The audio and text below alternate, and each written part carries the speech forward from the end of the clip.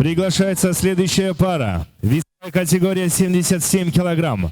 Мастер спорта по боям без правил. Победитель WF Pro Fight 6. Победитель No Might Fight 1. Победитель турнира Жекпе-Жек Казахстан. Мастер спорта по валитуда. Профессиональный рекорд. 3 победы, 1 поражение. Тренер Вахитов Бахтияр. Его рост составляет 180 сантиметров. Клуб «Спарта». Темирбеков Манас. Встречаем.